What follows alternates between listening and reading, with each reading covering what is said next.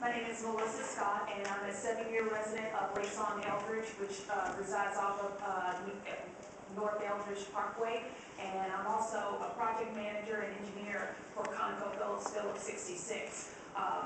So the handout that we gave to you on the backside, it has a map that shows the stretch of street that's in question. So the two red stars on there indicate the 1 mile stretch that we're concerned with between War Memorial and about 1,000 feet past Patterson Road, which is the area where most of these head-on collisions occur. As you can see, the road is quite curvy in there, and that leads to some of the issues. I know Public Works has been looking into it and has said that they think it's speed related. However, I have been in an incident where taken off from the light at War Memorial and a car had not reached the posted speed.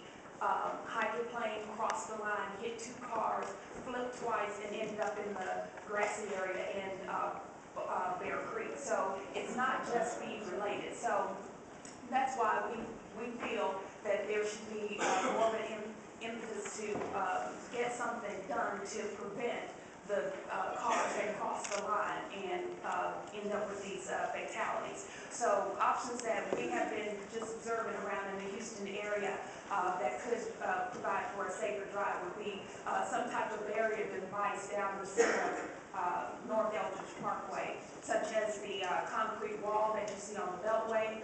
Tension wire is another option that they have been installing along I-10 all the way from San Antonio to Florida. Curbing down the center, which is something they've recently done on Highway 6 going up to Westheimer. Reflectors such as what they have at the Beltway toll booths, and also grooving down the center, which brings an alert due to the noise. Our other issue is with Patterson Road. As you can see, it cuts North Eldridge Parkway right at that curve. Myself, I was involved in an incident where a car was coming out of there trying to make a left-hand turn where you have to cut 4 lanes of traffic. Car did not see me, and because of my defensive driving skills and safety alertness from my preparedness with the work that I do, I was able to steer my way out of that and prevent probably a fatal accident. I probably would have flipped over into the grassy area. So,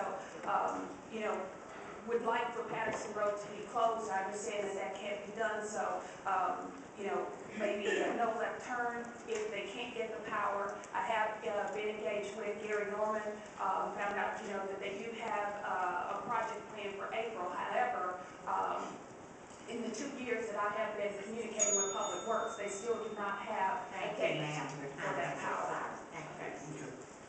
There are some questions. One moment. We have multiple council members that wish to speak. Councilmember Noriega.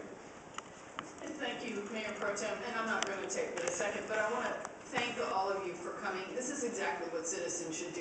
You've evaluated it, you've brought us good exhibits so we can see, you've divided it up so each of you has a piece and you don't go over your time, and you're bringing solutions. And I, for one, really, really appreciate that. Your district council members engaged. As the chair of the committee that handles infrastructure, I'm willing to lean in or help in any way, although I think probably your district person has this. But I want to tell you, this is exactly what we appreciate when we're doing this process, because it has the problem, the solutions, and clear information. So thank you very much. Councilmember Pennington. Thank you very much, Mayor Pro Tem. Thank you very much, Ms. Scott, for coming forward and providing this information. And I would just like to take this opportunity to point out that there are a number of growth-related problems in all districts. This happens to be in District A. There are a large number in District G that I've tried to call the attention to, the Transportation and Infrastructure Technology Subcommittee.